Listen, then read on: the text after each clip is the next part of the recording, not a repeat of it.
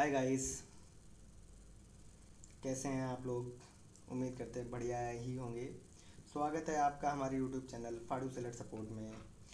आज हम बात करेंगे कि आप अपना जो अकाउंट है या जो नए सेलर्स हैं वो कैसे मैनेज करते हैं अपना अकाउंटिंग का, जो भी उन्होंने सेल किया, परचेज किया, खर्चे किए।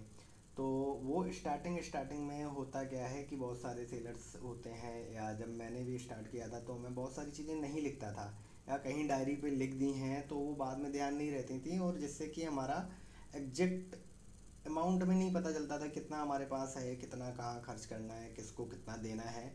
वो सारी चीज़ें हम मतलब भूल जाते थे। जब फ़ोन आता था कि भैया हमारे पेमेंट कर दो, तब हमें ध्यान आता था इसका भाई पेमेंट देना है या हमें किसी से पेमेंट लेना है, वो सारी चीज़ें। तो इसके लिए हमने एक छोटी सी बैलेंस शीट बनाई है, तो वो मैं आपको दिखाता हूँ कि ये देखिए। सबसे पहले हम अगर बात करें तो इसमें यहाँ पे कि हमारे क्या क्या लेजर हैं। जैसे आपके टैली में लेजर होते हैं, जैसे एक हमारा मतलब वेंडर है, जो हमारा अमेजोन है, उसको हमने नाम दिया अमेजोन सर्विस प्रोवाइडर। एक कंपनी एक्सपेंसेस हैं, ये हमारी कंपनी का नाम मान लेते हैं हम। और एक ये डमी सीट है, केवल एग्जांपल के लिए हम लेके चल रहे हैं ये आपका। और ये हमने जहाँ से प्रोडक्ट ख़रीदा वहाँ का हो गया। ये ओनर है जो, उसका अमाउंट है यहाँ पे। ये आपने अगर कोई बैंक में अकाउंट है तो उसका आप नाम दे सकते हो यहाँ पे। और यहाँ पे रिटर्न्स हो गए, क्या आपके मतलब रेंट क्या हुआ, सीए क्या दिया, एक एम्प्लॉई है इनके पास निखिल, उसका। ठीक है, तो हम सबसे पहले बैलेंस शीट में क्या है कि प्रोडक्ट प्रॉफिट इनकम कितनी है, कहाँ कहाँ से इनकम आती है। यहाँ पे सर्विसेज है, या आपके जो प्रोडक्ट से प्रॉफिट है, या आपकी और भी कोई इनकम हो सकती है। अदर सोर्स हो सकते हैं, जैसे आप कमीशन लेते हो या कहीं से कुछ भी, मतलब जहाँ जहाँ से इनकम आती है, जैसे यूट्यूब चैनल वो है आपका। ठीक है, तो इस टाइप के जो चीज़ें हैं वो आप यहाँ पे लिख सकते हो। किस किस को, जैसे एफिलिएट मार्केटिंग कराते हैं लोग, उसको क्या कमीशन देते हैं। सैलरी हो गई आपकी, कंपनी एक्सपेंसेस हो गए आपके, टैक्सेस हो गए जो आपको गवर्नमेंट को देने हैं।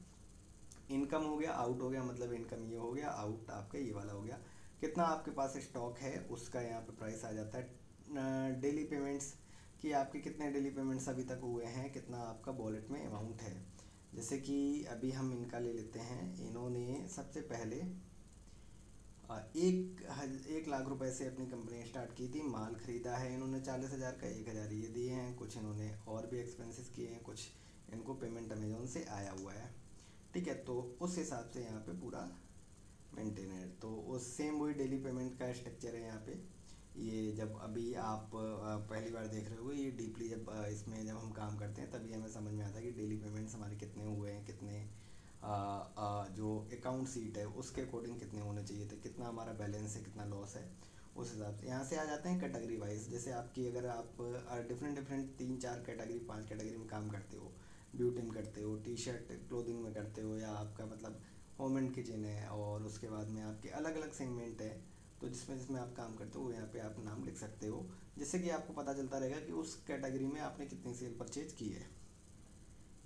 आगे आते हैं, एक यहाँ पे है बैलेंस शीट कि मंथली बाई मंथली आपने कितना सेल किया हुआ है, कितना परचेज किया है, कितना किया है। अब हम आगे आते हैं डेली पेमेंट्स का। जैसे मैं आपको बता ही चुका हूँ कि ये डेली पेमेंट्स हमने किए हैं। सीईओ को 1,000 रुपये दिए हैं। उसके बाद में अकाउंट सीट ये है कि जैसे हमने टोटल कितना अमेजोन से कमीशन, मतलब हमने सेल किया है अमेजोन पे, 1 लाख रुपए का सेल किया है।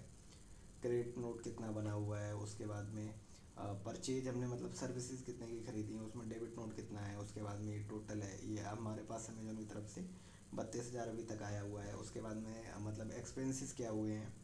उसके बाद में ये जो वेंडर से हमने माल खरीदा 47,000 का, और हमने 40,000 दिया, तो 7,000 अभी उसको देना है। प्लस ऐसे ही इधर आपका सैलरी देनी है किसी की 15,000, तो 15,000 में 10,000 दिए, 5,000 अभी वापस है। वो आप यहाँ से देख सकते हो। जैसे कि यहाँ पे मार्च अप्रैल के हमने सैलरी पेमेंट कर दिया है, और बाकी का मार्च अप्रैल मई का 3 महीने का बना हुआ है, अभी तीसरे महीने का नहीं परचेज हुआ है। ये जस्ट, और उसके बाद में ये यहाँ पे आ जाते हैं हम फिर कंपनी एक्सपेंसेस में। जैसे हमने जो जो कंपनी एक्सपेंसेस किए हैं, सीए से जीएसटी रजिस्ट्रेशन कराया, उसके बाद हर महीने रेंट देते हैं, तो वो सारी चीज़ें हो गई हैं। वो रेंट 1 तारीख को चला जाता है, तो उस हिसाब से। उसके बाद में आपके यहाँ पे सेल्स हो गई। कि आपने कितना रुपए का कब माल सेल किया, किसको किया वो भी डाल सकते हो। यहाँ पे पूरा हमने बनाया हुआ है, क्या HSN है, आपकी इनवॉइस हो गई, मंथ की डेट हो गई, कुछ चीज़ें हैं इसमें। जैसे आप SQ लेते हो ऑटोमेटिक आपका चेंज हो जाता है। जैसे हमने ये SQ लिए, देखो मास्क एंड कंडीशनर आ गया, ठीक है, और किसको आपने बेचा है तो वो सारी चीज़ें यहाँ पे, सिटी हो गया आपका, ठीक है। GST नंबर डाल सकते हो अगर आपने किसी B2B में अगर सेल किया है, किस प्राइस पे सेल किया है, क्वांटिटी क्या है, उसके बाद टैक्स कितना % ले रहे हो आप, उसके बाद में आपका जो है वो प्रोडक्ट आपका इस टाइप से आपको दिखेगा। यहाँ से आप लगा सकते हो कि प्रोडक्ट हमारा निकल चुका है, डिलीवरी है, पैकिंग है, पिकिंग है, जो भी आप स्ट्रक्चर यहाँ पे लगाना चाहो वो आप लगा सकते हो। उसके बाद में सेम वैसे ही परचेज में अमेजोन के कमीशंस हो गए हैं, आपके रिफ़ंड फ़ी हो गई है, आपके परचेज किया हुआ है वो यहाँ पे प्राइस हो गया है, आपका FBA का फ़ीस हो गया है। तो ऐसे करके ये सारी चीज़ें यहाँ पे जैसे आप सेल मैनेज करते हो वैसे ही आपका परचेज मैनेज होगा। और उसके बाद में आपका हो गया आपका क्रेडिट नोट।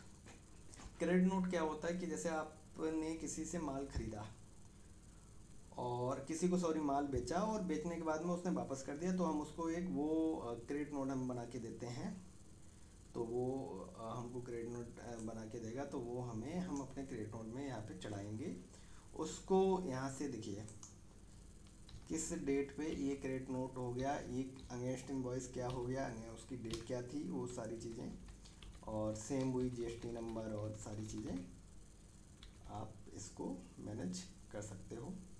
ऐसे ही डेबिट नोट हो गया कि किसी ने हमने सर्विसेज परचेज की और उसने हमें एक क्रेडिट नोट बना के दिया, वो हमारे लिए डेबिट नोट हो जाता है, उसको हम डेबिट नोट में चढ़ाएंगे। तो ये अमेजोन की तरफ से क्रेडिट नोट हमें मिले हुए हैं, वो हमने अपने डेबिट नोट में यहाँ पे फिक्स कर दिए हैं, हमने लिख दिए हैं। उसके बाद में हम आते हैं स्टॉक पे। अभी हमारे पास है 43 स्टॉक। सबसे पहले हमने 100 स्टॉक ख़रीदा था। जैसे आप परचेज देखोगे तो 100 क्वांटिटी की परचेज थी, तो 100 क्वांटिटी की जब हमने परचेज की थी तो हमने सबसे पहले इन्वर्ट में 100 इन्वर्ट कराए। किस अमाउंट से इन्वर्ट कराए, कितना टैक्स दिया, वो यहाँ पे आ गया पूरा। उसके बाद में फिर हमारी सेल क्या हुई, हर महीने महीने हमने सेल डाली है, हम डे बाई डे नहीं डाली है, क्योंकि ये आपके लिए हमने ये सीट बनाई थी कि आपको दिखाने के लिए। तो उसमें जो है वो हमने सेल डाली। पहले महीने में 16 हमारे शैम्पू हुए हैं, 10 कंडीशनर हुए हैं, दूसरे महीने में 30 शैम्पू और 18 कंडीशनर, तीसरे चौथे महीने में आपका ये जो सेल हुआ है वो 32 और 22 हुआ है। मई की अभी सेल चढ़ाई नहीं है, अप्रैल तक की सेल हमने इसमें डाली है जस्ट फॉर आपके के लिए। प्लस देखिए अब यहाँ पे हमने कितना सेल किया। जैसे हम मान लेते हैं यहाँ पे आपने देखा रिजेक्ट, अगर मान लेते हैं इस महीने में एक हमारे पास रिटर्न आया, कोई रिजेक्ट हो गया है, तो अब ये देखिए अब एक ये कम हो गया है, यहाँ पे एक रिजेक्ट हो गया, 57 हो गया। ये अगर मान लेते हैं अभी हमारे पास आउटवर्ड में हमारे पास एक और चला गया, 23 चले गए। अब देखिए स्टॉक में यहाँ पे 56, ठीक है।